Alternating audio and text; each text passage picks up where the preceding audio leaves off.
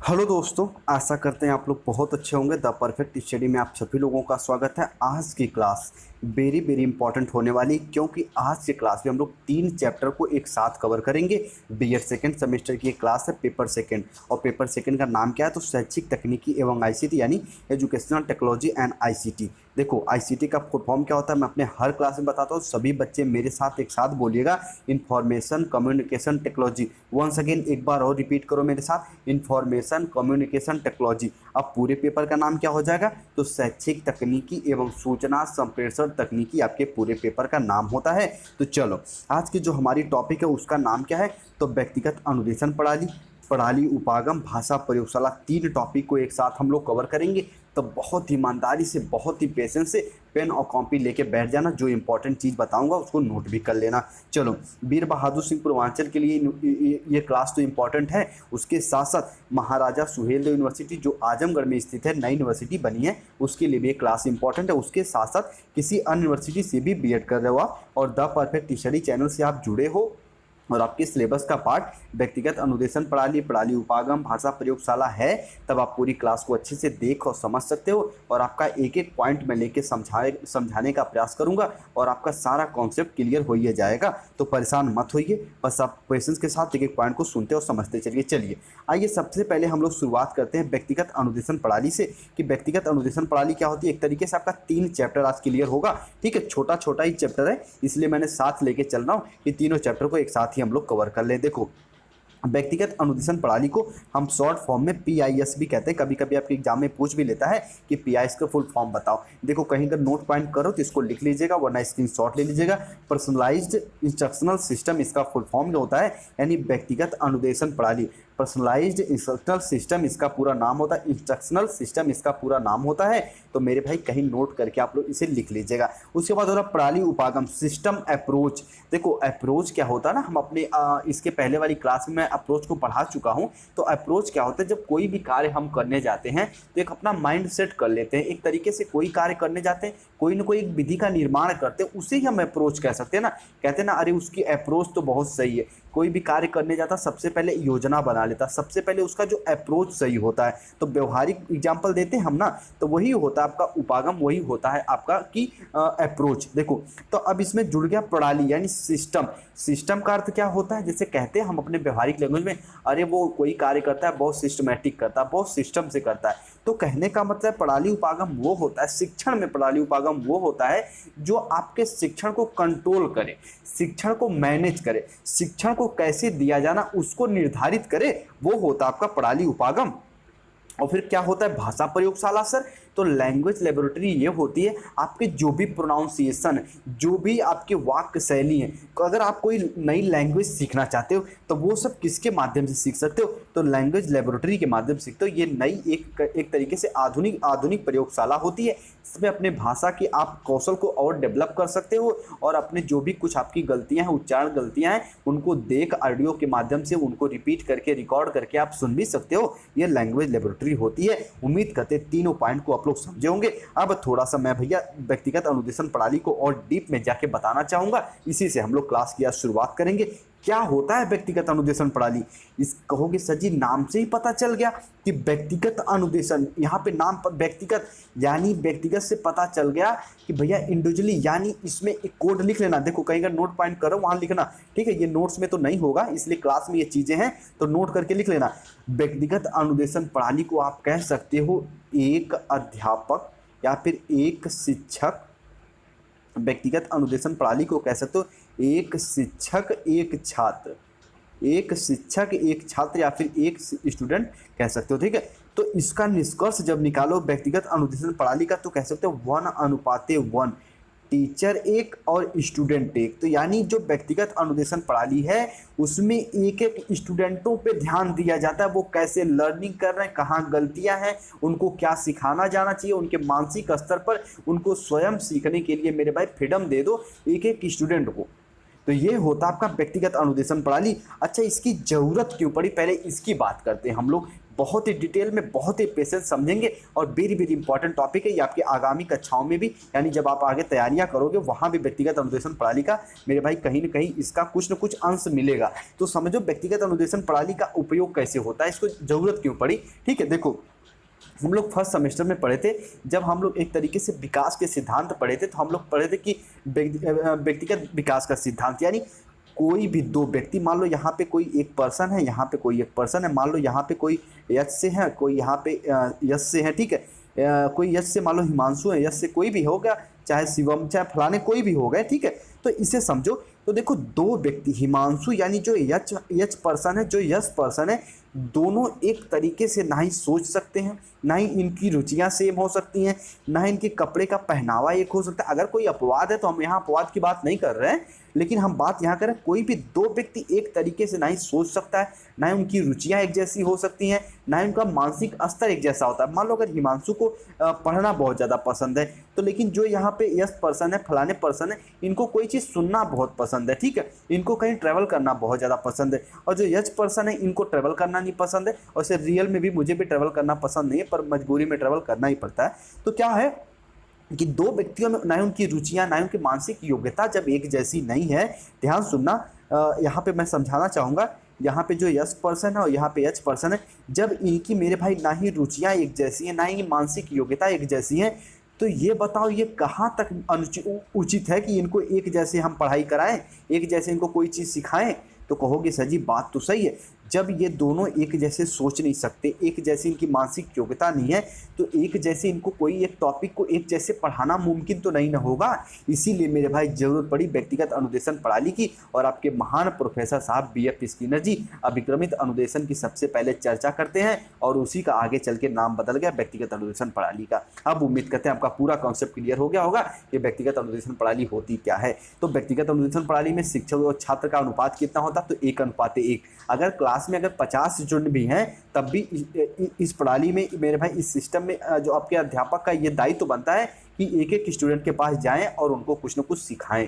तो ये इस तरीके से कह सकते हैं, इसमें शिक्षक और छात्र का अनुपात 1:1 का होता है, और ये आपका होता है व्यक्तिगत अनुदेशन प्रणाली। और व्यक्तिगत अनुदेशन प्रणाली की आवश्यकता क्यों पड़ी, क्योंकि इसमें हमको पता है कि कोई भी दो व्यक्ति या फिर कोई भी दो भी बालक या फिर स्टूडेंट या फिर छात्राएं या फिर छात्र एक जैसे ना ही सोच सकते हैं, एक जैसी ना उनकी मानसिक स्थिति होती है। इसीलिए हमें व्यक्तिगत अनुदेशन की प्रणाली की आवश्यकता पड़ी, क्योंकि इसमें क्या होता है, जो भी आपके स्टूडेंट होते हैं वो अपने गति से सीखते हुए आगे बढ़ते हैं। अब उम्मीद करते हैं इसे आप लोग समझ गए होंगे। सिस्टम अप्रोच और प्रयोगशाला को भी थोड़ा थोड़ा समझाया हूँ, अभी आगे आएगा तो और इसे हम लोग अच्छे से पढ़ेंगे। आइए व्यक्तिगत अनुदेशन प्रणाली से क्लास को स्टार्ट करते हैं। जितना ऊपर मैं भूमिका बना दिया हूँ, अब बस आपको थोड़ा थोड़ा समझते हुए आगे बढ़ना। देखो, समान अर्थ में व्यक्तिगत अनुदेशन प्रणाली वह नवीन प्रणाली है जो छात्रों को व्यक्तिगत अध्ययन पर बल देती। कहोगे सर जी बात सही है, इसमें जो अध्यापक और छात्र का अनुपात होता है 1:1 का होता है। कहने का मतलब है इसमें हम लोग व्यक्तिगत अध्ययन पर बल देते हैं, इंडिविजुअली लर्निंग पर बल देते हैं कि एक स्टूडेंट है तो उसको मेरे भाई की एक अध्यापक बिल्कुल अच्छे से, बिल्कुल एकदम पर्सनली उसको कोई चीज़ सिखाए ताकि वो अच्छे से सीख जाए। तो व्यक्तिगत अध्ययन पर हमें बल देते हैं, ऊपर चीज़ें हमने पढ़ चुका है। उसके बाद इसका मानना है, यानी व्यक्तिगत अनुदेशन प्रणाली का मानना है कि प्रत्येक छात्र अपनी अधिगम क्षमता, रुचि, स्मृति तथा मानसिक योग्यता अलग अलग होती है, जिसके कारण उनकी सीखने की गति भी अलग अलग होती है। जो भी छात्र होते हैं, छात्राएं होती हैं, बालक या फिर बालिकाएं होती हैं, उनकी रुचियां अलग होती हैं। दो बालक या दो बालिकाओं की रुचियां अलग होती हैं, उनकी स्मृति याद करने की मेमोरी लेवल भी अलग अलग होते हैं, यानी उसके बाद मानसिक योग्यता भी उनकी अलग अलग होती है, जिसके कारण वो अपने अपने गति से आगे सीखते हुए बढ़ते हैं। इसीलिए हमें व्यक्तिगत अनुदेशन प्रणाली की आवश्यकता पड़ी। उम्मीद करते हैं ये पॉइंट भी आपको बिल्कुल अच्छे से समझ गए होंगे। इस प्रकार के अनुदेशन की मुख्य धारणा यह भी है कि एक छात्र जब तक इकाई को पूरी तरह से समझ न ले, दूसरी इकाई का कार्य उसे न दिया जाए। कहने का मतलब है, यदि देखो ध्यान सुनना, कहने का मतलब अगर 1 या 2 या फिर 3 का आप लोग उसे सिर्फ ज्ञान कराना चाहते हो, तब तक हम लोग टेबल पे नहीं चलेंगे कि 2 दूना 4 3 दूना 6 होता है, तब तक हम लोग टेबल पे पहाड़ा पे नहीं जाएंगे जब तक वो गिनती का मेरे भाई गिनती को न जान जाए।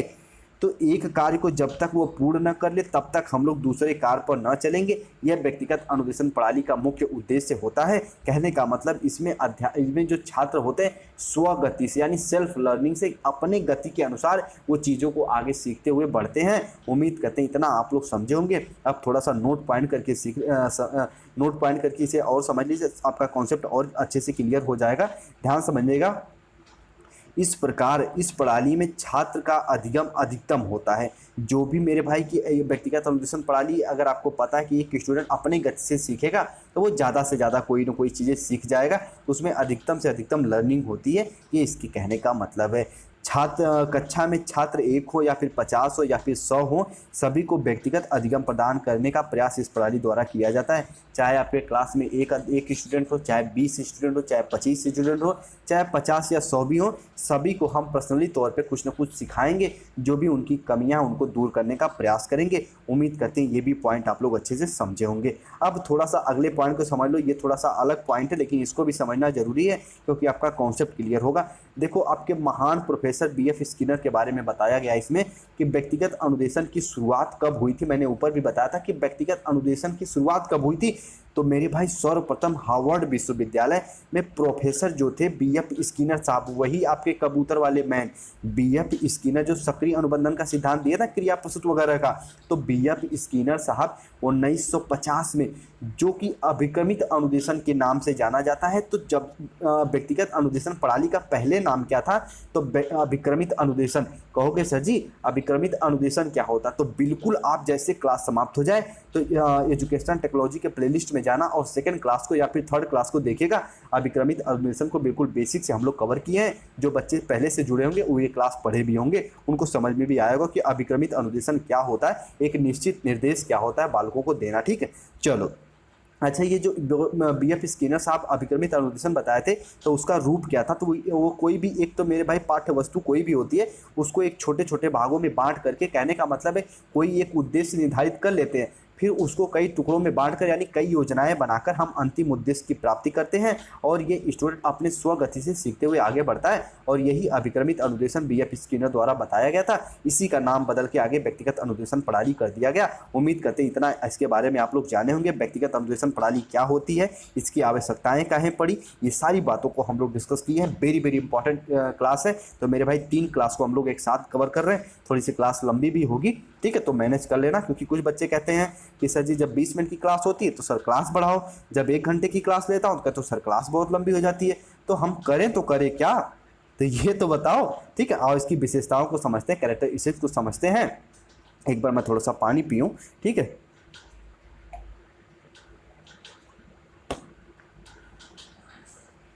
ठीक है, विशेषताओं को समझ रहे हैं हम लोग, पर्सनलाइज इंस्ट्रक्शन सिस्टम के हम लोग कैरेक्टरिस्टिक्स को समझ रहे हैं, व्यक्तिगत अनुदेशन प्रणाली के हम लोग विशेषताओं को समझ रहे हैं। फर्स्ट, इसकी विशेषता क्या है, छात्र स्वयं गति से सीखता है।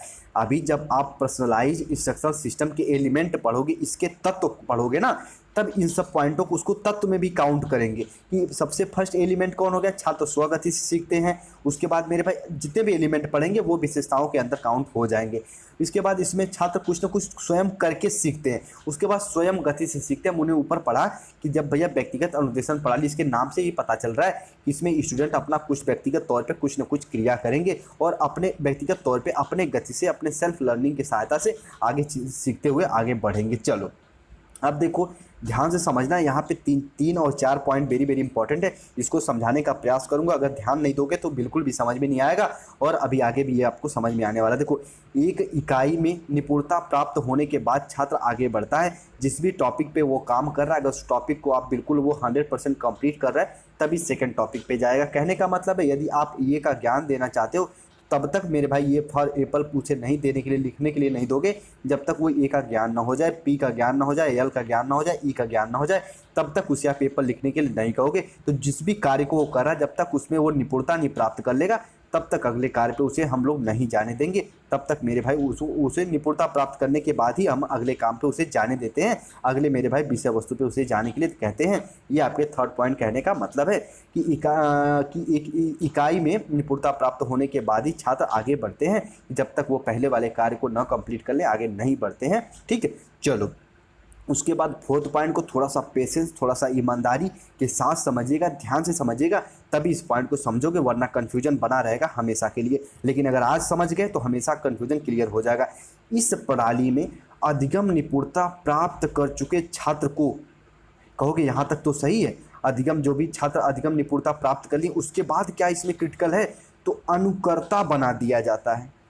अनुकर्ता, प्रॉक्टर बना दिया जाता है। ये क्या होता है, ये अनुकर्ता क्या होता है सर जी, ये बताओ। तो जहां भी नोट पॉइंट कर रहे हो भैया लिख लो, ठीक है। ये आपके नोट पॉइंट में नहीं मिलेगा, ये अलग से कहीं नहीं मिलेगा। तो इसे आपका एक तरीके से कहते हैं एक्स्ट्रा नॉलेज के लिए ये है कि अनुकर्ता क्या होता है, इसे लिख लो, ध्यान समझना। अनुकर्ता क्या होता है, एक तरीके से हम कहते हैं जो भी आपका मेरे भाई बच्चों को जो कुछ भी सिखा रहे हो, बाद में आप अगर कुछ सिखा रहे हो ना, तो बाद में स्टूडेंट आपका ही कार्य अगर संभाल ले तो उसे हम कहेंगे अनुकर्ता, उसे प्रॉक्टर कहेंगे। इसे अगर थोड़ा सा और डिफाइन करना चाहूँ तो कह सकता हूँ कि proctor is a person who take charge of another. कहोगे सर जी कुछ समझ में नहीं आया, ध्यान सुनना। Proctor is a person who take charge of another, या फिर हु टेक चार्ज और एक्ट अनदर पर्सन। कहने का मतलब है प्रॉक्टर वह व्यक्ति है जो दूसरे का प्रभार लेता है, उसके लिए कार्य करता है, उसे हम अनुकर्ता कहते हैं। उम्मीद करते हैं अब समझ गए होंगे। नोट पॉइंट अगर कहीं लिख रहे हैं तो एक बार और मैं इसे बताऊंगा कि proctor is a person who take charge of या फिर और एक्ट फॉर अनदर, यानी दूसरे के लिए जो कार्य करता है, दूसरे का जो प्रभार संभालता है, उसे हम प्रॉक्टर कहते हैं। तो जो भी स्टूडेंट है मेरे भाई, वो कोई एक टॉपिक को अच्छे से समझ गए तो आप उनको कार्यभार दे दोगे कि आपके जो नीचे वाले स्टूडेंट हैं आप उनको कोई चीज़ समझाओ। इस प्रकार से मेरे भाई अनुकर्ता को समझोगे तो आपका सारा कन्फ्यूजन क्लियर हो जाएगा। उम्मीद करते हैं जो भी मैं समझाने का प्रयास किया हूँ सिंपल लैंग्वेज में आप उसको समझ गए होंगे। प्रॉक्टर क्या होता है, इसमें प्रॉक्टर वह व्यक्ति होता है जो दूसरे का प्रभार लेता है, यानी दूसरे के लिए कार्य करता है, उसे प्रॉक्टर कहते हैं। Proctor is a person who take charge for another, ठीक है, ऑफ अनदर इसे आप कह सकते हो। चलो अब थोड़ा सा आगे समझो। इसमें मौखिक कार्यों पर कम लेकिन लिखित कार्यों पर अधिक बल दिया जाता है। भैया मनोविज्ञान ने यह सिद्ध भी कर चुका है कि कोई भी व्यक्ति अगर उसे मौखिक चीज़ से कम याद होता है कोई चीज़, अगर वो चीज़ को वो लिख दे एक बार तो भैया उसके दिमाग में छप जाता है। इसीलिए मैं कहता हूँ पेपर कॉपी लेके, पेपर पेन लेके बैठा करो, कोई चीज़ें इंपॉर्टेंट लगती है तो उसे लिख भी लिया करिए आप सभी लोग। आइए अब इसकी विशेषताओं को आप लोग समझ गए। व्यक्ति स्वयं करके सीखता है, स्वयं गति सीखता है, एक में निपुणता प्राप्त करने के बाद ही आगे बढ़ता है। इसमें मेरे भाई अधिगम निपुणता प्राप्त करने के बाद उसे प्रॉक्टर बना दिया जाता है। और प्रॉक्टर क्या होता है, तो प्रॉक्टर वह व्यक्ति हो जा जो दूसरे का प्रभार लेता है या फिर दूसरे के लिए कार्य करता है, उसे हम प्रॉक्टर या फिर मेरे भाई अनुकर्ता कहते हैं। इस तरीके से समझते रहना। उसके बाद इसमें मौखिक कार्यों पर कम, लिखित कार्यों पर ज़्यादा बल दिया जाता है। इसे ऐसे समझो कि लिखित कार्यों पर मान लो अगर 90% और मौखिक कार्यों पर 90% और लिखित कार्यों पर 100% मेरे भाई जोर दिया जाता है। किसमें, व्यक्तिगत अनुदेशन प्रणाली में। अब व्यक्तिगत अनुदेशन प्रणाली के कुछ मेरिट को समझो, एग्जाम में पूछता भी है इसके मेरिट क्या होते हैं। देखो यह एक छात्र के अंदर शिक्षण अधिगम प्रणाली, हमको सबको पता है कि जो भैया इसके नाम से पता चला जब व्यक्तिगत प्रणाली है, जब व्यक्तिगत प्रणाली है तो ये छात्र केंद्रित तो होगी ही होगी, इसको भी समझते रहो। प्रत्येक छात्र अपनी गति से अपनी योग्यता के अनुसार सीखते हुए आगे मिलता है, उनको अवसर मिलता है कि वो अपने गति से सीखें। ये व्यक्तिगत अनुदेशन प्रणाली में ही संभव है। अगर ये सामूहिक कक्षा में आप बच्चों को पढ़ाओगे तो एक तरीके से यह मुमकिन नहीं है कि सभी बच्चों को अपनी गति से सीखने के लिए अवसर मिले, उसमें एक टाइम का लिमिटेशन होता है। पर व्यक्तिगत अनुदेशन प्रणाली में टाइम का लिमिटेशन नहीं होता, बाद में यही टाइम का लिमिटेशन जाके डेमेरिट भी बन जाती है इसकी, अभी उसको भी हम लोग समझेंगे। छात्रों को स्वयं करके अनुभव का प्राप्त होता है, स्वयं करने का अनुभव प्राप्त होता है। जब व्यक्तिगत अनुदेशन प्रणाली है जिसमें जो भी स्टूडेंट है वो कुछ न कुछ क्रियाएं करेंगे, खुद से करेंगे, तो उनको एक तरीके से एक्सपीरियंस भी होगा खुद से करने का, ठीक है। चलो उसके बाद छात्र को अधिगम में निपुणता प्राप्त होती है, जिससे वो अधिगम स्तर में वृद्धि होती है। अगर मान लो किसी भी टॉपिक पे वो कार्य कर रहा है, उसमें वो एक तरीके से एक्सपर्ट हो गया, एक तरीके से निपुण हो गया, तो उसको क्या होता है, उसके जो मेमोरी लेवल है, उसके जो बोध स्तर है, उसमें डेवलपमेंट आता है, उसमें ग्रोथ आता है। इसको भी आप लोग जानते रहिएगा। और यहाँ एक तो शब्द आया है वृद्धि, इसको थोड़ा सा जब मैं वृद्धि को देखता हूँ तो इसके साथ साथ एक शब्द और याद आ जाता है, डेवलपमेंट। वृद्धि और डेवलपमेंट दोनों में क्या डिफरेंट, अगर जो बच्चे फर्स्ट सेमेस्टर में बिल्कुल बेसिक से पढ़े होंगे तब वो कमेंट सेक्शन में कमेंट करो कि ग्रोथ और डेवलपमेंट में क्या अंतर होते हैं। ग्रोथ और डेवलपमेंट में क्या अंतर होते हैं, कमेंट सेक्शन में कमेंट करो। जो बच्चे पहले से जुड़े हैं द परफेक्ट स्टडी के साथ वो उनको तो पता होगा कि ग्रोथ और डेवलपमेंट में क्या अंतर होते हैं। एक तरीके से हम अभी आपको हिंट दे दूं कि जो ग्रोथ होता है वो क्या होता है। एक तरीके से जो ग्रोथ होता है उसका एक तो लिमिटेशन होता है, जो डेवलपमेंट होता है उसका कोई लिमिटेशन नहीं होता। ऐसे आप इससे समझ सकते हो। बाकी फर्स्ट सेमेस्टर की क्लास एक बार और भी देखोगे तो और कन्फ्यूजन क्लियर हो जाएगा। व्यक्तिगत प्रणाली के जो डिमेरिट होती है, जो पर्सनलाइज इंस्ट्रक्शनल सिस्टम है उनके क्या डिमेरिट है इनको समझो। देखो यह एक खर्चीली है क्योंकि इसमें अधिक शिक्षकों और संसाधनों की आवश्यकता पड़ती है। आपको पता है व्यक्तिगत अनुदेशन प्रणाली एक छात्र को ध्यान दिया जाता है, तो मेरे भाई अधिक से अधिक शिक्षकों की यहाँ पे आवश्यकताएं पड़ेंगी। अब ऐसा नहीं ना कि जो भी इसमें अनुकर्ता है, प्रॉक्टर हैं, उनको कोई कार्यभार दे ही दो। तो इसमें ज़रूरी नहीं कि जो भी कुछ सीख रहे हैं वो दूसरों को सिखा पाएँ, तो अधिक से अधिक शिक्षकों की यहाँ पे आवश्यकता भी पड़ती है, इसलिए यह विधि खर्चीली भी हो जाती है। ठीक है, अधिगम में अधिक समय लगता है क्योंकि ये छात्र अपनी गति से सीखते हैं। आप सबको पता है व्यक्तिगत अनुदेशन प्रणाली, इसमें जो भी छात्र हैं, जो भी मान लो ये छात्र है, ये बी छात्र है, ये सी, तो ये सब अपने अपनी गति से सीखेंगे, इसमें अधिक समय भी लगता है, इसलिए इसकी ये डेमेरिट भी हो गई। उसके बाद यह सभी विषयों के लिए मेरे भाई अनुकूल नहीं है। जो व्यक्तिगत अनुदेशन प्रणाली ये सभी विषयों के लिए अनुकूल नहीं है। सभी विषयों में कहने का मतलब है सभी विषयों के आप व्यक्तिगत अनुदेशन प्रणाली के माध्यम से नहीं पढ़ा सकते, बच्चों को नहीं सिखा सकते, ये इसकी डेमेरिट भी हो गई। इसके बाद यह निम्न कक्षाओं के लिए उपयोगी नहीं है। इसको देखो 2 पॉइंट में समझोगे तभी कन्फ्यूजन क्लियर होगा, वरना आप इसमें कन्फ्यूज हो जाओगे, कहोगे सर जी व्यक्तिगत अनुदेशन प्रणाली को तो छोटी कक्षाओं में ही ज़्यादा ज़रूरत पड़ेगी क्योंकि बच्चों के अलग अलग भी ध्यान देना जरूरी होता है। लेकिन देखो बात जब हम यहाँ पे प्रॉक्टर की करेंगे, बात जब हम अनुकर्ता की करेंगे कि अगर जो भी आप मान लो अगर बच्चों को मान लो कोई एक थ्योरी पढ़ा रहे हो, अगर वो थ्योरी को अच्छे से पढ़ने में वो मेरे भाई एक्सपर्ट हो गए तो जो उनके नीचे वाले बालक हैं उनको वो पढ़ा ले जाएंगे। तो एक तरीके से जो ये व्यक्तिगत अनुदेशन प्रणाली है ये उच्च कक्षाओं के लिए भी इंपॉर्टेंट है और निम्न कक्षाओं के लिए भी इंपॉर्टेंट है। तो इसमें दोनों पॉइंट को जब प्रॉक्टर के अकॉर्डिंग देखोगे तो ये उच्च कक्षाओं के लिए उपयोगी हो जाएगी, जब प्रॉक्टर को हटा के देखोगे तो व्यक्तिगत अनुदेशन प्रणाली निम्न कक्षाओं के लिए उपयोगी होती है। उम्मीद करते हैं जो मैं समझाने का सेंस है मेरा 4th पॉइंट को आप लोग इसे भी समझ गए होंगे। चलिए अगर नहीं भी समझे तो बस इतना समझो कि यह निम्न कक्षाओं के लिए उपयोगी है भी और नहीं भी है, इस तरीके से इसे समझते रहो। चलो अब 5th पॉइंट को समझ लो। देखो ध्यान समझना, यह छात्र अपनी प्रगति का मूल्यांकन अन्य छात्रों से नहीं कर पाता। जो आपका व्यक्तिगत अनुदेशन प्रणाली, इसमें जो भी एक छात्र है अपने गति से तो सीखता है, लेकिन जो दूसरा स्टूडेंट अपने गति से सीख रहा है, इन दोनों का तुलना, अपने आप में तुलना, ये एक दूसरे से कहने का मतलब है कंपटीशन नहीं कर पाते। इनको ये नहीं पता चलता कि ये इसके पर्सपेक्ट में कितना तेज है या कितना कम है, क्योंकि ये अपने गति से सीखते हुए आगे बढ़ रहा है। इसीलिए मेरे भाई इसकी एक डेमेरिट भी हो गई। और ये पता चलता है कि आपकी कमियां या फिर आपके जो भी मेरिट डेमेरिट तभी पता चलती है जब तक आप दूसरों की आप तुलना ना की जाए, जब तक दूसरों से आपकी एक तरीके से तुलना ना की जाए। देखो क्या होता है, अभी मैं कह दूं ये पाई, मान लो ये एक लाइन है, ये कितनी बड़ी है, तो कहोगे सर जी मुझे तो नहीं पता कितनी बड़ी है, इसका क्या कोई अब हमें तो नहीं पता कितनी बड़ी है, लेकिन इसके बगल में एक छोटी पाई खींच दो तो पता चल जाएगा, हाँ सर जी ये वाली तो बड़ी है, ये वाली छोटी है। तो जब तक हम किसी व्यक्ति से अपनी तुलना नहीं करेंगे तब तक हमारी कमियों का, हमारी अच्छाइयों का, हमारी बुराइयों का पता नहीं चलता। उम्मीद करते हैं ये पॉइंट समझेंगे, इस कहने का सेंस आप समझेंगे। आप पढ़ क्या रहे हो, साइकोलॉजी पढ़ रहे हो, तो इसका मेरे भाई एक तरीके से थोड़ा सा एक तरीके से स्पिरिचुअली भी समझोगे तब कुछ पॉइंटें समझ में आएंगी और आपका अपने एग्जाम में अच्छा लिख के आओगे। ये मेरे कहने का सेंस है। देखो अब व्यक्तिगत अनुदेशन प्रणाली के कुछ तत्व, कुछ एलिमेंट कौन से होते हैं जो इसके आप लोग विशेषताएं पढ़े थे, सेम वही इसमें आप पढ़ोगे इसके एलिमेंट में। सबसे पहले स्वगति, ठीक है। देखो व्यक्तिगत अनुदेशन प्रणाली में हम अपने गति से आगे सीखते हुए बढ़ते हैं। अधिगम निपुणता, आप कोई भी टॉपिक पे तब तक कार्य करते हो जब तक उस टॉपिक को आप सीख नहीं जाते, तभी उसके बाद आप लोग अगले टॉपिक पे जाते हो। मोटिवेशनल एक्टिविटीज़ क्या होती है, ध्यान सुनना। अभिप्रेरणात्मक क्रियाएं क्या होती हैं। आप कोई भी टॉपिक पे कार्य कर रहे हो, उसमें अगर आप मेरे भाई निपुण नहीं भी हो पा रहे हो तो शिक्षक का दायित्व तो बनता है कि आपको मोटिवेट करे, आपको प्रेरित करे। और एक शिक्षक का सच में यही धर्म भी होता है कि पढ़ाने के साथ साथ अपने स्टूडेंटों को ऐसे प्रेरित कर दो, ऐसे मोटिवेट कर दो कि वो स्वयं कुछ न कुछ कार्य करने लगे, स्वयं अपने आप में मोटिवेट रहें।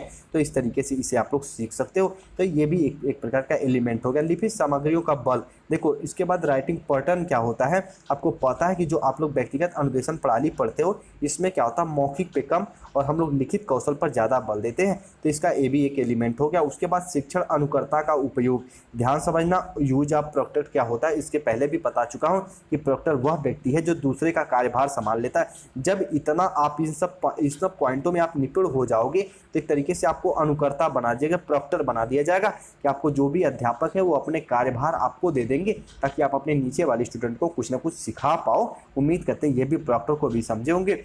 चलो अब इसको अच्छे से समझ गए, अब हम लोग अगले टॉपिक पे चलेंगे। एक बार मैं व्यक्तिगत अनुदेशन प्रणाली को और समझाने का प्रयास कर रहा हूँ ताकि आपका कन्फ्यूजन और क्लियर हो। इसको ऐसे हम लोग समझाते, इस वाले पॉइंट समझाते हैं कि आपके क्या होता है व्यक्तिगत अनुदेशन प्रणाली, पर्सनलाइज इंस्ट्रक्शनल सिस्टम। इससे समझो, पर्सनलाइज इंस्ट्रक्शनल सिस्टम यानी व्यक्तिगत अनुदेशन प्रणाली का यह मानना है कि प्रत्येक छात्र अधिगम क्षमता, जो प्रत्येक स्टूडेंट है उनकी अधिगम क्षमता, ठीक है, उसके बाद उनकी रुचि, उनकी स्मृति, मानसिक योग्यता अलग अलग होती है, जिसके कारण उनके सीखने की गति भी अलग अलग होती है। इसीलिए व्यक्तिगत अनुदेशन प्रणाली की आवश्यकता पड़ती है। जब उनकी रुचियां अलग हैं, उनकी स्मृति, उनकी मेमोरी, उनकी क्षमता अलग है, उनकी मानसिक योग्यता अलग है, तो बताओ उनको एक साथ पढ़ा पाना मुमकिन है? कहोगे सर जी नहीं। इसीलिए मेरे भाई बीएफ स्किनर साहब ने कि अभिक्रमित अनुदेशन, जो बाद में आपका व्यक्तिगत अनुदेशन प्रणाली के नाम से जाना गया, उसकी मेरे भाई वकालत करते हैं। अब उम्मीद करते हैं बिल्कुल बेसिक से समझ गए होंगे। आइए अब हम लोग प्रणाली उपागम पे चलते हैं। थोड़ा सा ध्यान लगा के समझिएगा तभी प्रणाली उपागम को समझ पाएंगे, वरना इसमें भी आपका कंफ्यूजन बना ही रहेगा। तो सिस्टम अप्रोच क्या है, एक एक पॉइंट लेके इसको बताऊंगा, आपको बिल्कुल समझ में आइए जाएगा, बस ध्यान से समझिएगा। देखो क्या है प्रणाली उपागम, सिस्टम अप्रोच क्या है। तो इस प्रणाली के अंतर्गत शैक्षिक प्रशासन संबंधी विभिन्न प्रकार के समस्याओं, बस समझ में आ गया भैया। देखो कहोगे सर जी कैसे, इस प्रणाली के अंतर्गत शैक्षिक प्रशासन संबंधी विभिन्न प्रकार की, शैक्षिक प्रणाली मतलब जो भी आपका मेरे भाई एजुकेशन में, जो भी आप शिक्षण क्रियाएं में, जो भी नियोजन के कार्य में, प्रशासन के कार्य में, मैनेजमेंट के कार्य में जितनी भी क्रियाएं होती हैं वो हम सिस्टम अप्रोच के अंतर्गत उसे काउंट करेंगे। बस इसके बाद ये टॉपिक खत्म हो गई, ठीक है। अब इसे एक्स्ट्रा नॉलेज के लिए पढ़ रहे हो, बाकी मैं इसको समझा दिया क्या होता है। तो प्रणाली उपागम वो होता है जो आप मेरे भाई शिक्षण में नियोजन, उसके संचालन, उसके मूल्यांकन, उसके व्यवस्थापन, उसके मैनेजमेंट के लिए जितनी भी क्रियाएं करते हो शिक्षण में, वो सब प्रणाली उपागम में सिस्टम अप्रोच में आएगा। कहोगे सर जी थोड़ा और डीप में जाओ, आ जाओ और डीप में चलते हैं और इसको ऐसे समझते हैं। इसको आप लोग यहाँ समझो, प्रणाली उपागम क्या होता है, सिस्टम अप्रोच। देखो ध्यान समझना, अगर आप लोग मान लो कैरिकुलम का डिजाइन कर रहे हो, आप लोग क्लास में जा रहे हो, तो आप मान लो कि आज आप मैथ पढ़ाओगे, ठीक है। मान लो आपका टाइम टेबल पड़ गया ना कि मॉर्निंग वाली क्लास के फर्स्ट क्लास में जो फलाने अध्यापक हैं वो मैथ पढ़ाएंगे, उसके बाद सेकंड में मान लो कि कोई मैम है वो बायोलॉजी पढ़ाएंगी, फिर उसके बाद थर्ड में कोई मैम है वो होम साइंस पढ़ाएंगी, फिर सोशल साइंस। तो एक प्रकार का एक सिस्टम बन गया ना।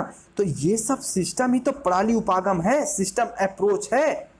सिस्टम देखो ध्यान समझना, आप समझो थोड़ा सा भैया, शिक्षण का कार्य करते समय जो भी आप प्लानिंग कर रहे हो, शिक्षा में जो भी आप प्लानिंग कर रहे हो, जो भी आप एक तरीके से आप प्लान एक्टिव कर रहे हो, प्लान आप एक तरीके से प्लान का निर्धारण कर रहे हो, वो सब प्रणाली उपागम के अंतर्गत, सिस्टम अप्रोच के अंतर्गत आएगा।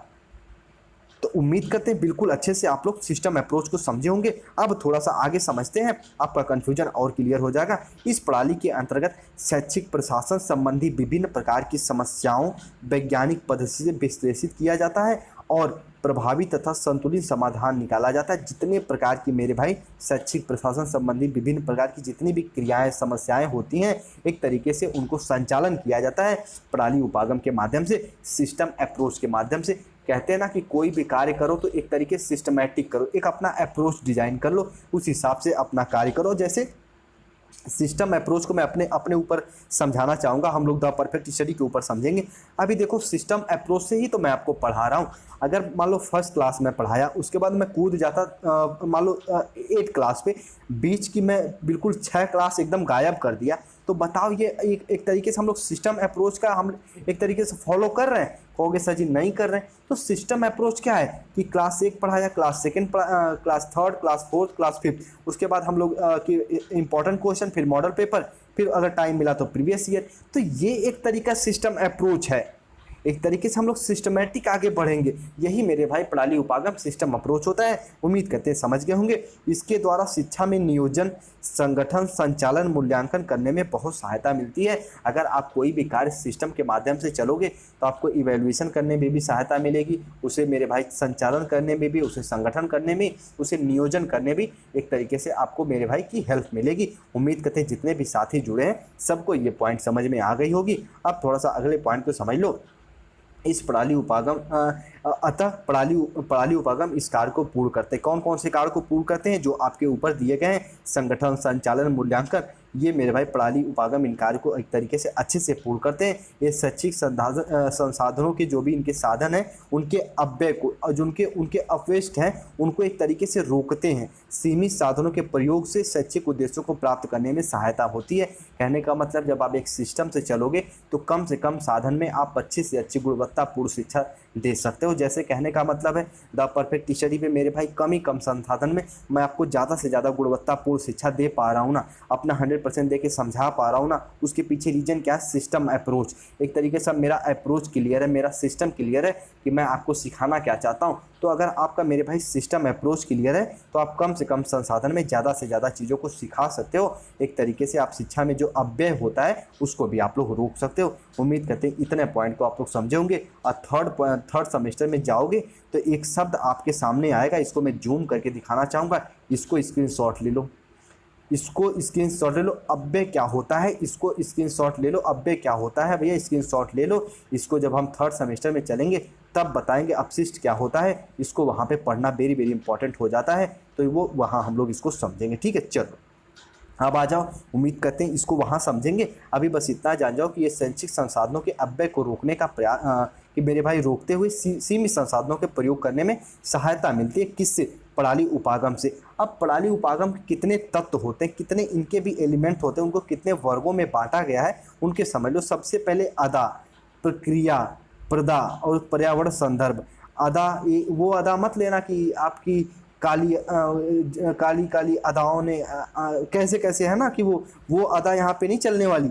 ये अदा का कहने का मतलब है इनपुट कहते हैं ना कि आप अपनी काली घटा को लहराते क्या हो कि बिन मौसम बारिश हो जाती है, कि सूरज दिन में ढल जाता है, चांदनी रात में आ जाती है। ये वो वाली अदा नहीं है, ये इनपुट अलग है। इसमें हम कोई कार्य करते हैं, कोई कार्य करने के लिए देते हैं, ये इनपुट होता है। प्रोसेस, जो भी कार्य करने के लिए दिए हो उसका मेरे भाई प्रोसेस होता है, प्रक्रिया होती है। प्रदा, अब जो अदा और प्रक्रिया यानी इनपुट और प्रोसेस जो किए हो वो लास्ट में फाइनली जो निकल के आता है उसे हम आउटपुट कहते हैं, उसे प्रदा कहते हैं। ठीक है, उम्मीद करते हैं ये समझोगे। अदा, प्रक्रिया, प्रदा। ठीक है, ये हिंदी के शब्द हैं, इंग्लिश में से समझ लो इनपुट, प्रोसेस, आउटपुट। चलो उसके बाद पर्यावरणीय संदर्भ। अब इसे थोड़ा सा अदा, प्रक्रिया और प्रदा को समझ लीजिए। यहाँ आपका थोड़ा सा और भी कन्फ्यूजन क्लियर हो जाएगा। अदा क्या होता है, एक तरीके से इनपुट क्या होता है? तो वे सभी व्यवहार या फिर क्षमताएं जो शैक्षिक व्यवहार में शिक्षण कार्य शुरू करते समय शिक्षक एवं छात्रों के माध्यम से मिलती है। कहने का मतलब है आप क्लास में पढ़ाने जा रहे हो तो अपना इनपुट दोगे। स्टूडेंट क्लास में सीखने जा रहा है, स्टूडेंट क्लास में तो सीखने जा रहा है तो वो अपना इनपुट देगा। अदा में वो होता है कि जो भी स्टूडेंट या छात्र मेरे भाई अपने व्यवहार का प्रदर्शन करते हैं कि क्या वो बताने वाले हैं, स्टूडेंट व्यवहार का प्रदर्शन करते हैं कि क्या वो सीखने वाले हैं। प्रक्रिया, वे सभी कार्य जिनकी मदद से अदा या फिर उपलब्ध व्यवहारों में परिवर्तन आता है। देखो, उपलब्ध व्यवहारों में परिवर्तन, प्रक्रिया को ऐसे समझो, स्टूडेंट क्लास में पढ़ाने गए मैथ के चैप्टर को, तो ये उनका इनपुट हो गया। वो मैथ का चैप्टर पढ़ा रहे हैं मेरे भाई, तो वो उनका प्रोसेस हो गया। और जैसे वो मैथ का चैप्टर पढ़ा के ख़त्म कर दिए तो वो प्रदा हो गया, वो प्रोसेस हो गया। ठीक है, देखो प्रदा से तात्पर्य उस व्यवहार से जिसे प्राप्त करने के लिए प्रणाली को निर्मित किया जाता है। कहने का मतलब प्रणाली कौन कौन सा? तो अदा और प्रक्रिया यानी इनपुट और प्रोसेस को एक तरीके से निर्मित किया जाता है। इसे हम लोग मेरे भाई कहते हैं कि आउटपुट। देखो, आउटपुट तभी मुमकिन है जब इनपुट और प्रोसेस हो, उसी प्रकार मेरे भाई प्रोसेस तभी मुमकिन है जब आपको इनपुट मिले। तो तीनों अपने आप में इंपॉर्टेंट है। अब बात आ जाती है पर्यावरणीय संदर्भ क्या है मेरे भाई, इन्वायरमेंटल क्या है, इसको थोड़ा समझ लो, ये भी आपके कन्फ्यूजन क्लियर हो जाएंगे। जैसे समझो, पर्यावरण के उन तत्वों को कहा जाता है, पर्यावरण के उन तत्वों को कहा जा सकता है पर्यावरणीय संदर्भ में कि जिनसे यह प्रणाली प्रभावित होती है। देखो, इसमें पर्यावरण संदर्भ में कोई अलग सेंस मत ले जाना कि यहाँ पे पर्यावरण की बात नहीं कर रहे। इन तीनों को जो प्रभावित करता है उसे हम पर्यावरणीय या फिर इन्वायरमेंटल संदर्भ कहते हैं। देखो ध्यान समझना, पर्यावरणीय संदर्भ को ऐसे समझ लो, मान लो आप इनपुट दे रहे हो, आप प्रक्रिया दे रहे हो, आप प्रदा कर रहे हो, यानी इनपुट प्रोसेस आउटपुट कर रहे हो। इन दोनों के एक तरीके से जो इफेक्टिव ला रहा है, जो एक तरीके से इनको प्रभावित कर रहा है, उसे हम लोग पर्यावरणीय संदर्भ के अंतर्गत रखेंगे। एक तरीके से हम लोग फर्स्ट सेमेस्टर में पढ़े थे ना कि शैशवावस्था को प्रभावित करने वाले कारक, बाल्यावस्था को प्रभावित करने वाले कारक, तो ये तीनों को जो प्रभावित करते हैं उसे पर्यावरणीय संदर्भ के अंतर्गत रखेंगे। उम्मीद करते हैं कहने का सेंस आप समझ गए होंगे। अब यहाँ से एक डेफिनेशन है मेरे भाई, इसको अलग करना मैं थोड़ा सा भूल गया, इसको यहाँ से डेफिनेशन समझिए। देखो ध्यान समझना, इसको ये डॉक्टर से जो भी आपके प्यारे डॉक्टर जी हैं, यहाँ से डेफिनेशन समझाना चाहूँगा और आपका कन्फ्यूजन क्लियर होगा। डॉक्टर कुलश्रेष्ठ के अनुसार, इनका नाम भी कुलश्रेष्ठ है और अपने आप में ये महान श्रेष्ठ हैं। यह देखो ये क्या कहते हैं, यह शिक्षा के उत्पादन तथा प्रक्रिया को प्रतिबंधित करने, नियंत्रित करने तथा सुधारने की रणनीति, क्या ये बात करते हैं सिस्टम अप्रोच की बात कर रहे हैं।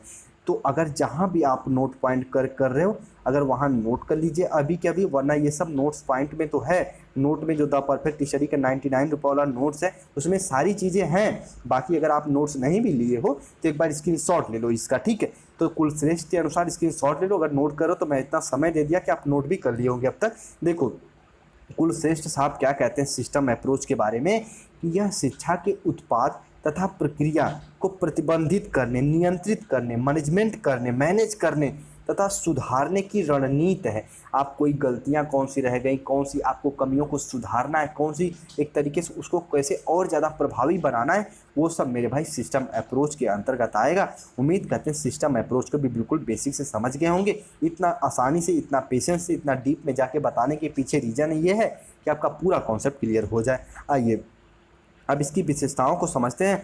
प्रणाली उपागम छात्र तथा समस्या केंद्रित उपागम है। हम सबको पता है कि भैया प्रणाली उपागम सिस्टम अप्रोच की उत्पत्ति क्यों होती है, समस्या केंद्रित से। अगर समस्या है तो उसका समाधान हम प्रणाली उपागम से करेंगे और इसका मुख्य उद्देश्य क्या होता है, छात्रों के व्यवहार में परिवर्तन। तो एक तरीके से छात्र और समस्या केंद्रित उपागम हो गया। एक तरीके से ये मेरे भाई स्टूडेंट अप्रोच हो गए। चलो, प्रणाली उपागम में शिक्षण तथा प्रशिक्षण को एक सामाजिक तथा तकनीकी प्रक्रिया माना जाता है। कैसे सामाजिक और मेरे भाई उपागम को कैसे प्रशिक्षण को एक सामाजिक तथा तकनीकी प्रक्रिया माना जाता है, इसे समझना। देखो जो प्रणाली उपागम है ना, इसमें हम चेंज कैसे लाएंगे, इसमें हमें क्या क्या चेंज करना है, ये हमारी समाज में जो रिक्वायरमेंट है उससे पता चलता है। तो इसलिए ये एक सामाजिक प्रक्रिया भी हो गई। उसके बाद तकनीकी प्रक्रिया कैसे है, आप प्रणाली उपागम में मान लो अभी आप पढ़ा रहे हो ब्लैक बोर्ड से, फिर बाद में आप डिजिटल बोर्ड ला दिए, तो ये भी तो आप सिस्टम अप्रोच का एक हिस्सा ही तो है। तो इसको मेरे भाई इसकी विशेषता में ये दोनों पॉइंट को आप काउंट करोगे। उम्मीद करते हैं ये दोनों पॉइंट समझोगे। अब देखो अगले पॉइंट को समझिए। प्रणाली उपागम समस्या के सभी तत्वों का समग्र विश्लेषण पर बल देते हैं। देखो अगर जो भी आपके सामने प्रॉब्लम आ गई ना, तो प्रॉब्लम आई क्यों है, उसका सोल्यूशन कैसे करें, उसके बाद वो प्रॉब्लम दोबारा ना आए, इस सभी पे जोर कौन देता है, तो सिस्टम अप्रोच देता है। उम्मीद करते हैं इसे भी आप लोग समझेंगे। अब थोड़ा सा फोर्थ पॉइंट को समझो। देखो ध्यान समझना, प्रणाली उपागम के कुछ अंग अदा कुछ प्रक्रिया तथा कुछ मेरे भाई की प्रदा के रूप में कार्य करते हैं। कहने का मतलब है कुछ इनपुट, कुछ प्रोसेस, कुछ आउटपुट के रूप में कार्य करते हैं, तभी जाके आपका मेरे भाई सिस्टम अप्रोच एक तरीके से कंप्लीट होता है और इन सबको प्रभावित कम करता है। तो इसके आसपास के क्षेत्र के जो भी इन्वायरमेंट रहते हैं वो प्रभावित करते हैं तीनों को, और तीनों मिलकर ही सिस्टम अप्रोच का निर्माण करते हैं। उद्देश्य की प्राप्ति ही प्रदा है। अब देखो ये नोट पॉइंट करके लिख ही दिया हूँ ताकि आपका कंफ्यूज क्लियर हो जाए। उद्देश्य की प्राप्ति ही प्रदा है, कहने का मतलब है, यहाँ पे ध्यान सुनना, जो आपका इनपुट है, जो आपका जो प्रोसेस है, ये दोनों का मेरे भाई कार्य का है कि आपको अंतिम उद्देश्य तक ले जाना, और जब अंतिम उद्देश्य तक आप पहुंच जाओगे तो वही मेरे भाई है प्रदा, वही है आउटपुट। तो आउटपुट का उद्देश्य मेरे भाई क्या है, अभी इस नोट पॉइंट से आप लोग समझ गए होंगे कि इसका उद्देश्य होता है कि उद्देश्य की प्राप्ति ही आउटपुट मेरे भाई है, कि जो भी आप आउटपुट ला रहे हो उसका लास्ट में अर्थ क्या होता है कि अपने उद्देश्यों तक पहुंच जाना। उम्मीद करते हैं तीनों पॉइंट को आप लोग समझोगे, इनपुट, प्रोसेस और आउटपुट को भी। उम्मीद करते हैं ये पॉइंट आप समझोगे। थोड़ा सा फिफ्थ पॉइंट को भी समझ लो। देखो ध्यान समझना, प्रणाली उपागम शिक्षा को एक उत्पादक कार्य के रूप में स्थापित करने का प्रयास करता है। जो शिक्षा होते हैं उसमें एक प्रोडक्टिव रूप में इसको मेंशन करने के लिए प्रणाली उपागम का हम लोग उपयोग करते हैं, ताकि कोई भी कार्य एक तरीके से आप इफेक्टिव रूप से उसका संचालन कर पाओ। इसलिए सिस्टम अप्रोच का हम लोग उपयोग करते हैं। उम्मीद करते हैं ये 5th पॉइंट इसकी इसको समझे होंगे। अब थोड़ा सा इसकी इंपॉर्टेंस को समझो, इसके महत्व को समझ लो। ये भी आपके एग्जाम में क्वेश्चन आ जाते हैं कि शिक्षा में प्रणाली उपागम का महत्व क्या होता है, इसको बताया जाए। आ जाओ फर्स्ट पॉइंट को समझते हैं। देखो, जो शिक्षा प्रणाली उपागम प्रभावी तथा योजना बनाने में सहायक है, ये ऊपर हम लोग इसको डिस्कस किए हैं, इसके महत्व को कि इसका मेन काम ही क्या होता है कि शिक्षा में थोड़ा सा एक तरीके से शिक्षा को प्रभावी बनाना, उसके मेरे भाई योजना के निर्माण में सहायक होता है। इसका एक तरीके से मुख्य कार्य, इसके हम महत्व में इसे काउंट कर सकते हैं। प्रणाली उपागम से योजनाओं के उद्देश्य को परिभाषित तथा योजना के कार्य प्रणाली निश्चित योजना के संचालन व मूल्यांकन करना व्यवहारिक होता जा रहा है। प्रणाली उपागम से, सिस्टम अप्रोच से जो भी आप योजना बना रहे हो उसके उद्देश्य को एक तरीके से आप मेरे भाई कार्यान्वयन कर सकते हो, एक तरीके से उनको एक्टिव प्लान में ला सकते हो। उसके संचालन और मूल्यांकन भी आप लोग सिस्टम अप्रोच से कर सकते हो। ये इसके महत्व हो गए। उसके बाद थर्ड पॉइंट, प्रणाली उपागम शिक्षा के क्षेत्र में नियंत्रण समन्वय में वृद्धि करती है, जिससे शिक्षा प्रणाली प्रभावशीलता की ओर अग्रसर होती है, विद्यालय व्यवस्था को उन्नत बनाती है। ये भी इसका एक तरीके से महत्व भी, इसे भी अपने देखो जितने भी यहाँ पे अगर आप अन्य एग्जाम के लिए पढ़ते, सीटेट वगैरह के लिए सिस्टम अप्रोच पढ़ते, या फिर अगर अन्य एग्जाम के लिए भी सिस्टम अप्रोच पढ़ते, तो आपका यहाँ पे टॉपिक खत्म हो जाती है। अब आप समझ चुके हो, लेकिन आप बीएड के लिए पढ़ रहे हो तो थोड़ा सा इसके पॉइंट वाइज अगर नहीं समझे रहोगे तो अपने एग्जाम में लिखने में आपको डिफिकल्टी होगी। ये चीज़ मैं फर्स्ट सेमेस्टर से बताता आ रहा हूँ, इसीलिए मैं ज़्यादा से ज़्यादा पॉइंटों को सेलेक्ट करता हूँ ताकि आप पे मेरे भाई कन्फ्यूजन क्लियर हो, आपकी चीज़ों को और अच्छे से समझ पाओ। फोर्थ पॉइंट क्या है, प्रणाली उपागम के माध्यम से अनुदेशन की प्रक्रिया को नियंत्रित करके अनुदेशन उद्देश्यों की प्राप्ति। देखो, प्रणाली उपागम का मतलब क्या है, एक तरीके से मेन उद्देश्य ही होता है इंस्ट्रक्शन की प्रक्रिया को एक तरीके से निर्देश देना। जो भी आप इंस्ट्रक्शन बनाए हो उनको कैसे उनको एक्टिव करना है, कैसे अपने क्लास में देना है, ये सिस्टम अप्रोच बताता है, एक तरीके से प्रणाली उपागम बताता है। इस पॉइंट को भी आप लोग जानते रहिएगा। प्रणाली उपागम संसाधनों के अधिकतम उपयोग की व्यवस्था में सहायक है। देखो, कम से कम साधनों में ज़्यादा से ज़्यादा आप शिक्षा दे सकते हो बच्चों को, तो ये प्रणाली उपागम सिस्टम अप्रोच का ये भी एक तरीके से महत्व भी हो जाता है। इसको भी आप लोग समझते रहिएगा। अब थोड़ा सा 6 पॉइंट को समझ लीजिए। प्रणाली उपागम के माध्यम से शिक्षक, विद्यार्थी तथा विभिन्न कर्मचारी अपने अपने कार्य को व्यवस्थित रूप से पूरा कर सकते हैं। ठीक है, पूरा कर सकते हैं अपने अपने मेरे भाई जो भी उनके कार्य हैं वो सिस्टम से अगर चलेंगे तो अपने अपने कार्य को, अगर जो मान लो क्लास में जो अध्यापक है वो अपने कार्य पूरा करेंगे, जो चपरासी हैं वो अपना कार्य पूरा करेंगे, समय समय पर घंटा बेल वगैरह बजाएंगे। इसी प्रकार से जिनके जो भी प्रधानाचार्य वगैरह का काम मैनेजमेंट संभालना है, तो जो भी शिक्षा में जो भी इनका कार्य, चरों का जितना कार्य वो सिस्टम अप्रोच के माध्यम से हो जाएगा। उम्मीद करते हैं इतने सारे पॉइंट को आप लोग समझे होंगे। अब थोड़ी सी एक प्यारी सी टॉपिक और आ जाती है कि मेरे भाई लैंग्वेज लेबोरेटरी क्या होता है, भाषा प्रयोगशाला। तो देखो, भाषा प्रयोगशाला क्या होती है, हमारा जो भी प्रोनाउंसिएशन होता है, जो भी हमारी वाक शैली होती है, या फिर कोई नई लैंग्वेज हम सीखना चाहते हैं, एक तरीके से मेरे भाई ये कंप्यूटर आधारित होती है। आधुनिक ये प्रयोगशाला है, इसमें हम लोग एक माइक वाइक, देखो ये बच्ची ऐसे माइक लगा के अपना सुन रही, जो भी यहाँ पे स्पीच दी है वो रिकॉर्ड कर लेगी, बाद में वो सुनेंगी, उसमें क्या गलतियां रह गई हैं उनको एक तरीके से देखते हुए फिर दोबारा वो रिकॉर्ड करेगी, उन गलतियों को दूर करेंगी। इस तरीके से सीखेंगे। यहाँ पे देखो ये बच्चा सीख रहा है, यहाँ पे ये बच्ची सीख रही है। इस तरीके से लोग सीखते हुए आगे बढ़ते हैं। थोड़ा सा इसे समझ लो। देखो, यह शिक्षण के पारंपरिक तरीके से और पूरी तरीके से अलग भाषा कौशल प्रदान करने की तकनीकी है। क्यों अलग तकनीकी? क्योंकि ये कंप्यूटराइज है, एक तरीके से आधुनिक प्रयोगशाला ये है। भाषा प्रयोगशाला में मूल भाषा कौशल की पद्धति को विकसित किया जाता है। जो भी आपको मेरे भाई लैंग्वेज डेवलपमेंट करना रहता है उसको हम लोग लैंग्वेज लेबोरेटरी में तरीके से डेवलप करते हैं। यह पूरी तरीके से कंप्यूटरीकृत वातावरण में सीखने की पद्धति के माध्यम से भाषा में महारत हासिल करने के लिए आसान तरीका प्रदान करती है। जो लैंग्वेज लेबोरेटरी है एक तरीके से कंप्यूटरीकृत होती है, एक तरीके से कंप्यूटराइज होती है। आपको जो भी चीज़ सीखते हो एक तरीके से मेरे भाई ऑनलाइन डिजिटली रूप में सीखते हो, ताकि आप ज़्यादा से ज़्यादा चीज़ों को सीख पाओ। देखो यहाँ पे ये बच्चियाँ सब सीख रही हैं, जो भी अपना स्पीच दी हैं वो आगे डिजिटल बोर्ड में सब चीज़ दिख रही है। यहाँ पे एक तो मान लो यहाँ पे डिजिटल बोर्ड लगा रहता है, डिजिटल टीवी लगी रहती है, उसमें सारी चीज़ों को वो देखती हैं, कहाँ उनकी त्रुटियाँ रह गई, सुनते हुए आगे वो बढ़ती हैं ताकि ज़्यादा से ज़्यादा चीज़ों को सीख जाए।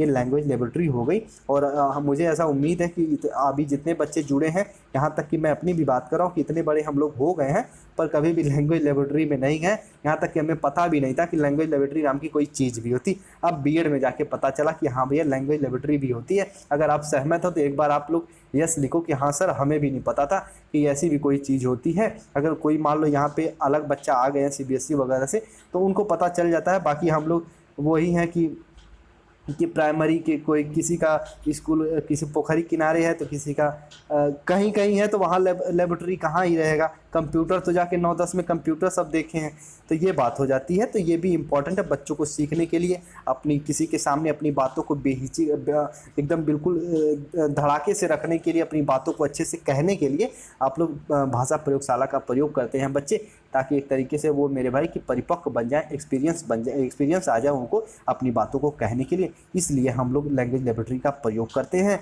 यह छात्रों को उनके लेखन तथा मौखिक क्षमताओं को सही करने का अनुमति देती है। खासकर वो एक तरीके से मौखिक क्षमताओं को सही करने के लिए एक तरीके से अनुमति देती है।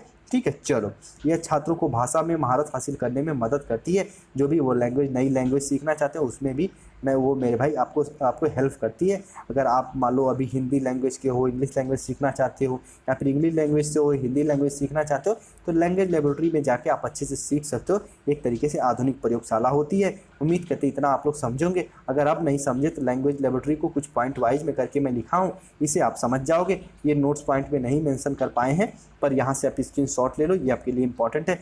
यह शिक्षण क्षेत्र में एक विभिन्न प्रकार की लोकप्रिय तकनीकी और नवाचार है, इनोवेशन है।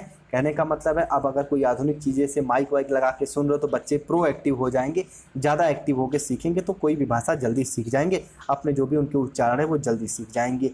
ठीक है, यह एक स्वयं सीखने वाला उपकरण है। इसमें आपकी गलतियाँ भी आप पहचानोगे, उनको सुधार भी आप करोगे। तो ये एक तरीके से स्वयं सीखने का, सेल्फ लर्निंग का एक मेरे भाई एक तरीके से डिवाइस उपकरण है। ठीक है, यह रिकॉर्ड किए गए विषय से बोली जाने वाली भाषा को सुनने में सक्षम बनाते हैं। तो कहने का मतलब जो भी आप बोलते हो एक बार वो रिकॉर्ड हो जाता है, फिर उसे आप सुनते हो, फिर रिपीट करते हो, फिर सुनते हो, फिर रिपीट करते हो। एक तरीके से रिकॉर्ड सुनते करते करते आपकी भाषा शैली में बहुत ज़्यादा सुधार आ जाता है। और ये इस पॉइंट को भी समझते रहना। ठीक है, यह सुनने और बोलने पर ध्यान केंद्रित करता है। आप क्या बोल रहे हो, क्या सुन रहे हो, वो रिकॉर्ड हो जाता है, बाद में वो आप सीख भी जाते हो। ये लैंग्वेज लेबोरेटरी का एक तरीके से अर्थ होता है। इसका उद्देश्य सही उच्चारण, स्वर का विकास करना होता है। इस तरीके से आप जो भी मेरे भाई शब्द का उपयोग कर रहे हो, जो भी आप उच्चारण दे रहे हो, जो भी आप भाषण दे रहे हो वो रिकॉर्ड हो जाता है, बाद में उसे आप सुन लेते हो। एक तरीके से यही इसका निष्कर्ष है। अब भाषा प्रयोगशाला के महत्व को 3 पॉइंटों में समझ लेते हैं। उसके पहले एक चीज़ और बता दूं कि जो बच्चे द परफेक्ट स्टडी पे अभी जुड़ रहे हैं या फिर पहले से भी जुड़े हैं, अगर वो सच में अभी तक नोट्स नहीं लिए तो समय कम है। 99 रुपये पे करके चारों सब्जेक्ट के नोट्स आप ले सकते हो। नोट्स हिंदी लैंग्वेज में भी अवेलेबल है, हिंदी इंग्लिश लैंग्वेज में भी अवेलेबल है। उसके साथ साथ एक बात और बताना चाहूँगा कि भैया नोट्स तो मान लो अगर ले लिए, अगर क्लास नहीं ले रहे तो आपको ये मान के चलो कि केवल 50% मेरे भाई हेल्प मिलने वाली है। 50% और हेल्प लेने के लिए आप जितनी क्लास मैं कराता हूँ उन क्लास को पढ़ लो, आपके सारे कॉन्सेप्ट क्लियर हो जाएंगे। क्योंकि नोट्स में कुछ बातें ऐसी भी होती हैं जो कुछ बातें ऐसी नहीं होती हैं जो मैं क्लास में बता देता हूँ। तो आपका क्लास और नोट्स दोनों मिला के पढ़ोगे ना तो बहुत ज़्यादा हेल्प मिलेगी। और मेरा यही अप्रोच भी रहता है कि दोनों को एक तरीके से मैं इंक्लूड करते हुए, समावेशित करते हुए आगे बढ़ाऊँ। एक शब्द यहाँ पे प्रयोग किया हूँ, समावेशित। तो जैसे 3rd सेमेस्टर में जाओगे, समावेशी शिक्षा पढ़ना है तो समावेशी शिक्षा क्या होती है इसको हम लोग पढ़ेंगे। अब एक शब्द बता ही दो, समावेशी शिक्षा क्या होता है, थोड़ा सा 3rd सेमेस्टर से अभी आपको रूबरू करा दूं।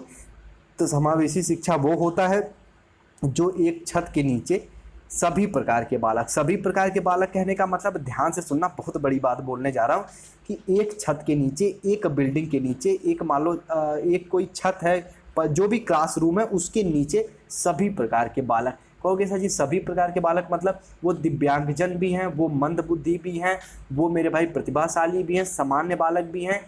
सभी प्रकार के बालकों को एक साथ अगर बैठा के पढ़ा रहे हो तो उसे हम कहेंगे समावेशी शिक्षा। लेकिन बाद में कुछ मनोवैज्ञानिक आए और कहे नहीं भैया ये सब बात गलत है, एक साथ बैठा के पढ़ाओगे तो जो प्रतिभावान बालक है उनकी जो कि प्रतिभा रुक जाएगी, जो मंदबुद्धि बालक है वो अपने आप को हीन समझने लगेंगे। सामान्य कक्षा में कह रहे मैं तो बहुत कमज़ोर हूँ। अगर मान लो कोई आंख से कम देख पा रहा है और उसे सामने बैठा दिए तो ढंग से देख नहीं पाएगा।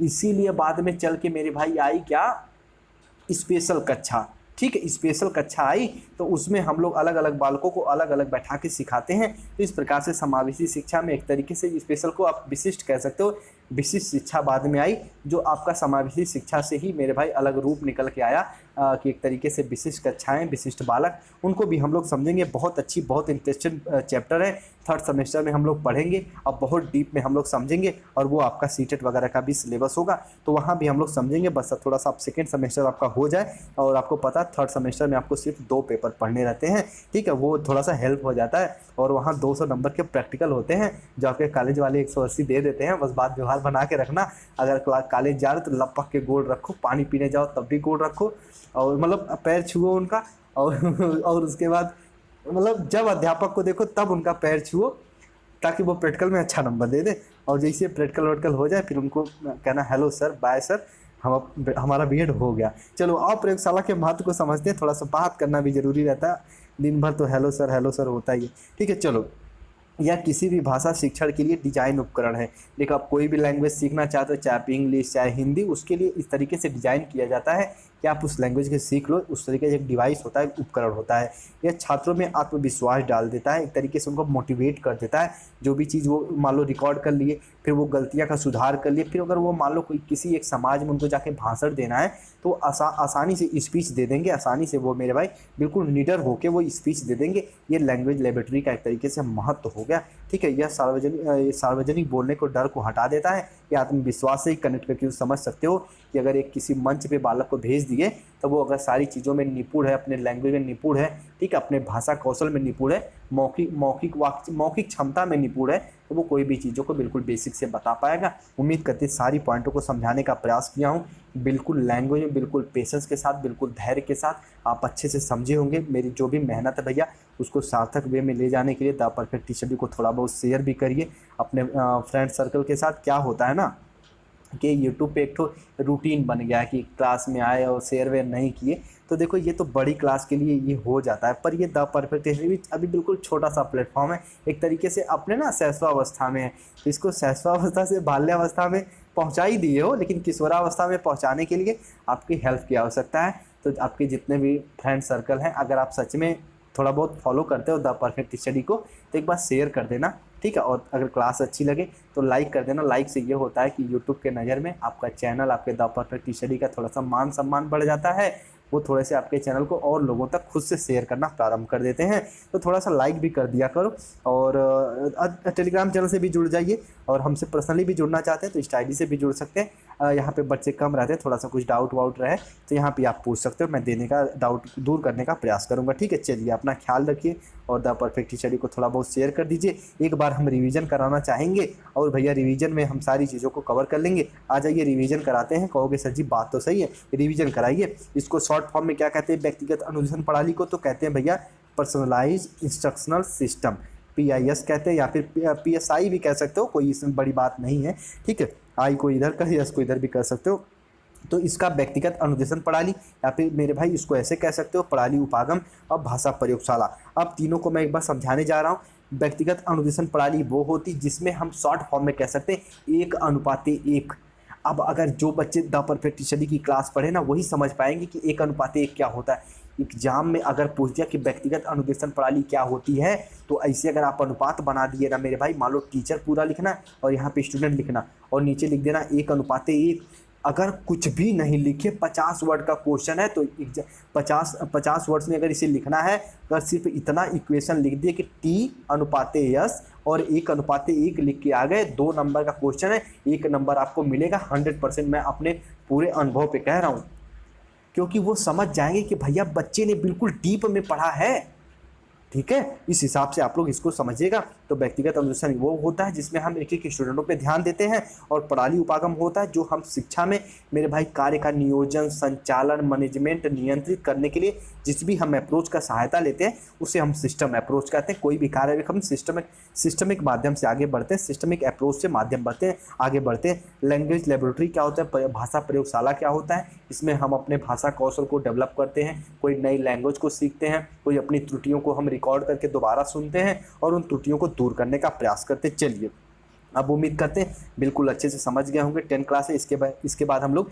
शिक्षण के प्रतिमान को डिस्कस करेंगे। वो भी 20 से 25 मिनट की क्लास होगी, उसको भी आप लोग एक बार कवर करिएगा। 11th क्लास की होगी। एक बार हम लोग शायद थर्ड चैप्टर को छोड़ दिए हैं थोड़ा सा, ठीक है, थर्ड चैप्टर को छोड़ दिए, अंतःक्रिया विश्लेषण को, ठीक है। उसमें फ्लेंडर साहब को पढ़ना भी है, थोड़ा सा फ्लेंडर साहब को भी पढ़ना है। वो हम लोग 12th क्लास में उसको हम लोग पढ़ लेंगे, ठीक है। तो परेशान मत होइए, उसके बाद आपकी क्लास समाप्त हो जाएगी। एक क्लास और आएगी थोड़ा सा, जो ये ICT वाला पोर्शन है ना, इसके लिए देखो इंफॉर्मेशन कम्युनिकेशन टेक्नोलॉजी, सूचना संप्रेषण तकनीकी। तो जो सूचना तो हम लोग पढ़ चुके हैं, फर्स्ट पेपर में ही सूचना पढ़ चुके हैं, ज्ञान और सूचना। लेकिन जो संप्रेषण है, कम्युनिकेशन, इसको मैं समझाना चाहूँगा। उसके बाद कुछ कंप्यूटर के पार्ट भी, पावर पॉइंट वगैरह समझा दूंगा, तो वहाँ से आपका सारा पेपर समाप्त हो जाएगा। तो 1 से 2 क्लास और आएगी और आपका शैक्षिक तकनीकी कंप्लीट हो जाएगा। तो भैया अब आप अपना ख्याल रखिए। जो भी भाई बहन जुड़े हैं, जो भी छात्र छात्राएं, जो भी अपना जो भी मानते हो, गुरु मानते हो, भाई मानते हो, जो भी मानते हो, सबको भैया मैं अपने दिल से आप सबको मैं सम्मान करता हूं। सभी आप लोग जहां भी रहो, ईमानदारी से आप एक शिक्षण के क्षेत्र में जाना चाहते हो, एक टीचर बनना चाहते हो, उसी हिसाब से अपने व्यक्तित्व का डेवलपमेंट करो। जहाँ भी रहो ईमानदारी से रहिए, ताकि कोई भी आपको गलत तरीके से उंगली न उठा पाए आपके कैरेक्टर पे, आपके व्यवहार पे। तो बहुत ईमानदारी से रहे, क्योंकि आपके जो स्टूडेंट आते हैं वो आपको देख के ही अपने व्यक्तित्व का डेवलपमेंट करते हैं। कहते हैं ना कि जो छात्र मेरे भाई, जो भी एक बालक बचपन में रहता है तो अपने पापा को ही अपना हीरो मानता है, जब आगे जाता है तो अपने गुरु को अपना हीरो मानने लगता है। तो अगर आप हीरो के रोल में आ रहे हो, एक अध्यापक अपने आप में हीरो ही होता है, ठीक है, भले कोई से समझे ना समझे। तो आप उस हिसाब से हीरो या हीरोइन भी, आप कहते हैं ना कि आप कहोगे सर जी यहाँ पे सिर्फ हीरो की बात हो रही नहीं, एक अध्यापक अपने जो उनकी जो गुरु माता होती है, ऐसे समझ लीजिए उनकी गुरु माता होती है, मैडम जी होती, उनको भी अपना, मेरे भाई उनको भी बहुत ज़्यादा सम्मान देते हैं।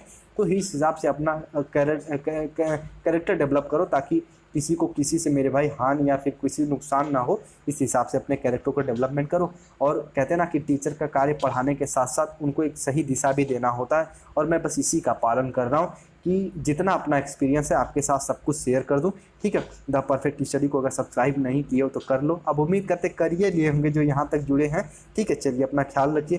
उम्मीद करते जितने पॉइंट समझाए हैं आप एक एक पॉइंट को समझिए गए होंगे, ठीक है। चलिए अपना ख्याल रखिए, जहाँ भी रहिए सेफ और सुरक्षित रहिए, और मुस्कुराते रहिए, और अपना ख्याल भी रखिए, ठीक है। चलिए।